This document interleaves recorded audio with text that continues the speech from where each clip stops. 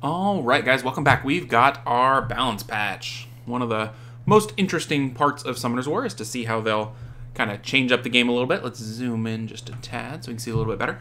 So let's go through it. We're obviously looking at it with an eye towards RTA because that's the main part of the game I play.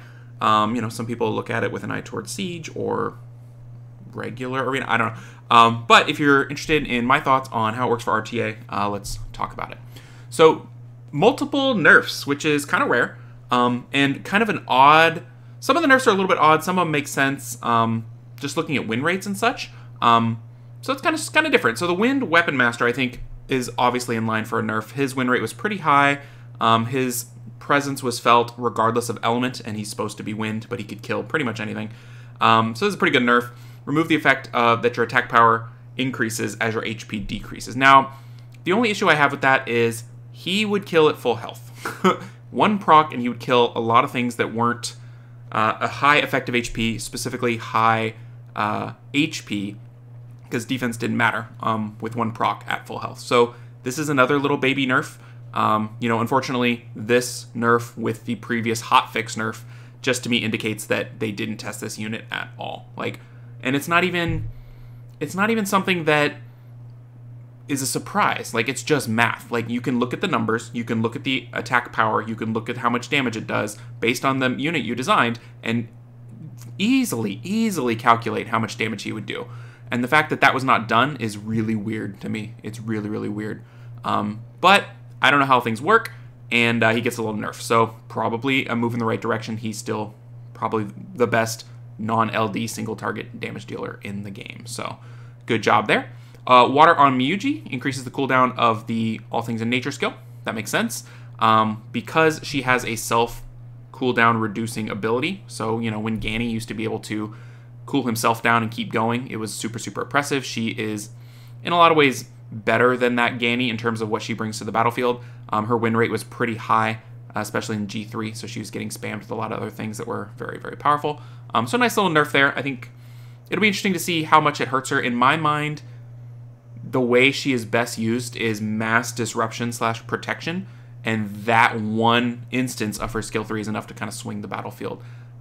So, I don't know. If you need to use her skill 3 twice, maybe she's not the right pick for you. I feel like she brings a lot to the table with that one huge skill 3. So, I don't know. We'll see. We'll see what the win rate does based on that. Now, the Oracle nerf is interesting in a lot of ways, because by and large, their win rate was the LDs, right? Lima's win rate was really good. Her pick rate was really good. She had so much utility. Same with Gianna. Gianna's been good for forever, and they've basically never touched her. They messed with the cooldown on her skill 3 once, but you get one good use out of that in a lot of instances, sometimes two. More, it's the threat of her skill 3 that makes people play different. But the nerf on the skill 1 for all the oracles is very interesting. So it's a straight up nerf to the LDs, right? Lima takes a hit. She's going to move 15% slower when she crits. Same with Gianna, 15% slower, less cycling, 15%. So not a ton, but, you know, in the fact that they were getting 45% of a turn every turn now means they're going to get 30% of a turn every turn, which is, what, a nerf of 33% total? So significant. But what's really interesting is that they kept the power level of the elementals and maybe even increased them, by giving them little buffs, which is so interesting. You never thought you'd see an Oracle buff because they were so good, but they're saying, okay, so by reducing your cycling by 33%, we feel like that's enough that you need to get extra stuff. So let's look at what that extra stuff is. Juno, attack speed up by 2 turns if you get a harmful effect. That is a buff to Juno, because every skill 1, she would get 15% extra of her bar. She's still going to get 30% if you keep her on crit. Now she gets 30 instead of 45. But every time she gets a negative effect, she gets attack speed up, which is 30% speed. So instead of getting an extra 15% of a bar, she's going to get plus 30 speed. So your 280 Juno is now going to be at 310? Maybe more if it scales off of runes, but if it's just off base speed, the speed's going to get crazy. And her lapping ability is relatively going to be unchanged and possibly even increased. That's crazy. And it's 2 turns. So you don't even have to get a harmful effect every turn. You just have to get a harmful effect at some point. So that I find really interesting. she's going to cycle just as well. I haven't done the exact math, but it feels like a side grade and possibly even a little buff. You know, the Oracle's additional damage ability is not changed. It's just how fast they cycle. And this, to me, feels like a side grade to a buff. So I'm not stressed about Juno. It'll look a little different. You won't have that big chunk of bar. You'll just get ticks quicker, which is good. Like, a lot of times when they're trying to nuke down Juno, you're desperate for a turn so you can, you know, go quicker and get out of it. But this way, it's a passive. Her ability to take more turns will increase passively as soon as she takes her harmful effect. So you don't have to wait for a turn. So to me, it might even make her cycle faster. So pretty interesting. I'm pretty excited about Juno because she's already pretty good, but her win rate wasn't OP. So this shouldn't make her top tier, but it'll just make her, I think, good or even better. So we'll see. All right, Sierra. This one is probably the least impactful of the three, but not bad. So it decreases the attack bar of the target with the detonated bomb by 30%. So it's wanting you to detonate, right? And when you detonate, they lose 30% of the bar. So she used to gain an extra 15% of the bar every time she did skill 1. So people would bomb skill 1, and never detonate. Now, the net increase to bar on your team is 30% every detonate versus 15% every turn. So if you detonate every 2 turns, which for Sierra is not insane, usually that's about how long it takes, it's a net equal effect, right? Because you're taking the bar from one thing versus giving her the bar. The interesting thing about that is that you're going to want to detonate a little bit more, and it is an accuracy check now, whereas before it did not used to be an accuracy check. So, I don't know. It depends on what you're trying to control, but it gives her a little more control because it's a stun plus 30% bar. So, some interesting stuff going on there. I mean, it's just interesting. Like, it's different. We haven't seen Sierra changed in years and years and years and years. So, a little bit of something different is going to be pretty nice. It messes with her accuracy artifacts a little bit because if you wanted accuracy, it used to just be skill 2. Now she has an accuracy check on skill 3. I mean, she did for the bomb stun before, but now I think that was a skill 2 kind of a thing too because that was the bomb. So accuracy, she'll have enough accuracy that you'll use this decreased attack bar quite a bit, but pretty interesting. All right, Praha I think is the massive winner. So Praha is trading 15% bar every skill 1, which you don't use skill 1 that often on Praha because you're healing with skill 3, you're removing on skill 2. So of the Oracles, I feel like she uses her skill 1 the least. So she's hurt the least by the skill 1 nerf already. And then where Juno's skill was good, Praha's skill is way better. Attack speed up is so good, and for 2 turns, it's crazy. So she's going to sleep the opponent turn. In theory, that removes 4 turns from them if you get the full sleep. It heals your whole team, which is great. And then your whole team goes faster for 2 turns. 30% or 30 more speed times 4 units times 2 full turns. 30, 60, 90, 120. 240 total speed every time she uses this. That's a lot. That's 2 full monsters worth of speed distributed on your turn. So this is way more cycling than her skill 1. And, you know, it makes her skill 3 control, but also a buff. It's very nice. So I think Praha, I might devil up Praha because she was already borderline good enough. Her win rate wasn't quite good, but attack speed is everything I want for my team. So I think that's going to be a really nice buff. I'm kind of surprised, but it's nice. Praha did need a buff. She wasn't doing as much. And with that little nerf, they had no room to buff her because the skill 1 was so good. So with that little nerf, it allowed them to buff her a little bit more. So I think she's going to be even better. There's a lot of monsters that want attack speed. And yeah, it just looks really good. All right, a couple other changes to possibly relevant monsters. We got the Water Dragon. Glancing won't occur if defense is half or less to your defense. That's great. In all PvE and guild content, it's excellent. In RTA, it's pretty good. But anything that's defense-based is in a horrible spot in the game because additional damage just tears through defense-based monsters. Like, it's like they don't even have health. So, pretty good, but you gotta be careful when you pick them because if they have anything that scales off of additional damage, you better control them the whole time or it's going to be sadness. So his control will get a lot better with the defense scaling. Not too bad. All right, the Xyros buff I find to be pretty terrible. It's not even a buff. Increases the skill cooldown by 1 turn more than max cooldown if the enemy's attack power is half or less than your attack power. So who cares? Like, you already cool them down. You don't need to extra cool them down. They're cooled down. That's enough. That is enough to decimate their team. They're fully cooled down. I just don't see that being impactful enough. You know, if you're playing Xyros and RTA, you're already weird. I don't think it matters in Arena. I don't know that it matters anywhere. Like, that is just, that's a win more effect to an effect that has already won. It already should have won. If you use Xyros and they get their cooldowns back up, you messed up. You selected the wrong unit. So that's kind of weird. Dark Decimate, very, very nice. Always lands on crit on light monsters. That's awesome. Crit damage up, that's huge, 50% up. So if you have the Dark Dragon, you're pretty happy about that. Light on Amusha. This is great.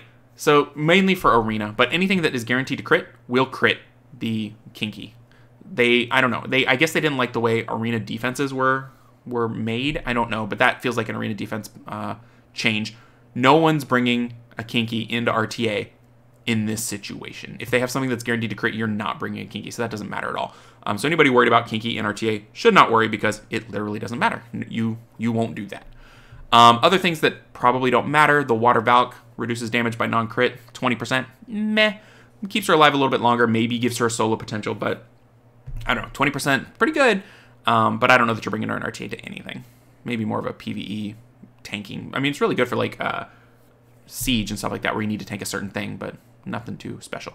The Vanessa, poor Vanessa, she's built wrong, and so she keeps getting buffs, but it doesn't matter. Remember when they buffed her skill 1 to cool things down for 1 turn or whatever?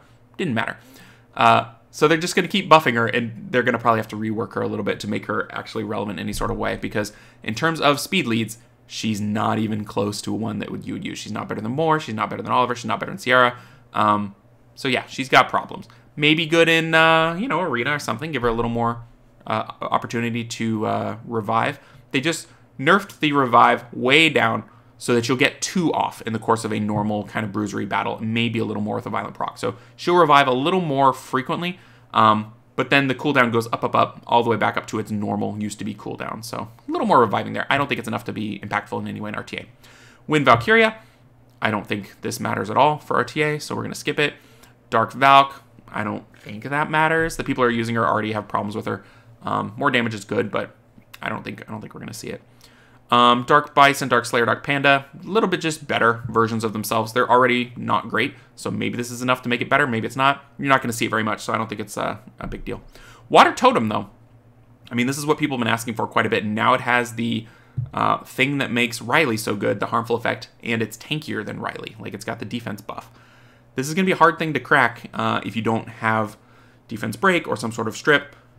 I don't know that we'll see him more in RTA, but we started seeing the red one more when it got a little bitty buff, and I think anything that has a cleanse is pretty nice, plus a permanent defense up, plus a heal. Like, I don't know. I'm almost wanting to build this unit for RTA, but I think Praha is the winner so far, just based on what I'm looking at here and what I don't have built. All right, Shadowcaster. I mean, you know, it doesn't matter. It's the same kind of awful skill, but with damage now. Like, meh, no big deal. Wind, I just don't think it brings enough. This again shows design flaws with the unit. Brand new unit, horrible design flaws. They're like, okay, so the skill 2 was bad, the skill 3 is bad, we're gonna change them both. Like, it was built and designed to be buffed. Like, they built it in theory knowing that it was useless, and so now they're like, okay, let's actually try to make it useful. And to me, the buff is not enough on the skill 3 for the wind one. You know, remove 1 beneficial effects on all enemies. Great. If it was guaranteed, it would be enough, but it's not guaranteed. It's still an accuracy check. Grants a random defense break, attack speed, glancing. Not bad. But it's even conditional. It only grants on something that has a beneficial effect removed. So even after you're past the stage of beneficial effects, this skill goes back to trash. Like, it's conditional. It's conditional. It's conditional. That's crazy. And then it screws around with the attack bars. I don't think that's enough to matter. People are like, oh, in this case, it'll matter. Yeah, but in all cases, a different monster will matter. So why take a conditional in 1 or 2 shots when you'll have a monster that is useful all the time? So not worried about that. It's still not there. Light Shadowcaster, you're never going to see it. I don't really think that matters.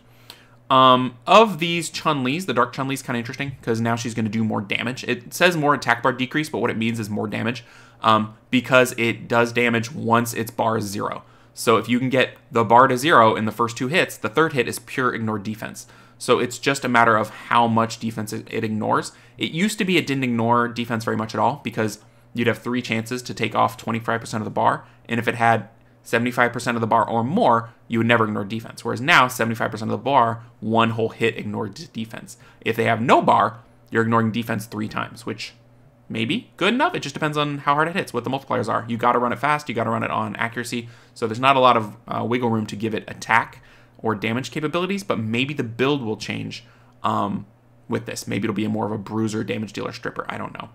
But the other one's not too really concerned about those. Looking at the other things, nothing too interesting. I mean, I kind of looked at the dice magicians a little bit, but I don't think it's enough. Like the wind magician, you know, rolls 2 dice to recover HP, so that's something, right? Recover HP. Revives all dead allies. We already knew about that. So it's going to have a heal every turn. So, I don't know. Maybe some content. Definitely not RTA, but it's something.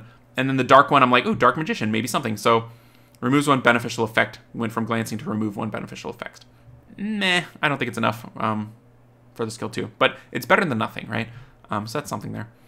Couple other things here. The light dragon, very, very nice change. Gets crit. Resist is totally trash on that unit. So this will make light dragon users easier to build it with, you know, tons of HP on rage or whatever. The wind panda, very, very nice change. You're not running crit anymore. I don't know if you ever did, but accuracy is what you want. Land that defense break, get your additional damage in. So very, very, very nice. This doesn't seem to matter. Leader skills, yeah, I mean, they're better. They're just literally better. I mean, Fire Mage wants attack, right? Wind Mage wants HP, so pretty nice, pretty nice. Seems like an easy change. And then everything else is just little bugs. So that's the balance patch in a nutshell. What changes will we see in the meta? I think we'll see a slight hit to Lima, slight hit to Gianna, a slight hit to Wind Weapon Master, and then maybe a little bit of an increase to the other Oracles. If Juno's win rate goes up, that's going to be pretty impactful for a lot of things that are happening in the meta because she's one of the hard counters to debuffs. And if her win rate goes up because of her attack speed, that's going to be very different. It might change the meta up a little bit. Dragons, I don't think we'll see any difference there. And then everything else, not much of a difference. Maybe some LD users, something like that. But that's about it. If you think I'm completely wrong and you're like, no, you don't actually understand what you're saying, please tell me so that people who are like, oh yeah, he's right, won't be, you know, tricked by my inability to read and decipher what's going on in the balance patch. If you agree, if you disagree, if you think the meta's going to change, if you like it, if you don't like it, let me know. And we'll see you in the next video. Take care, everybody.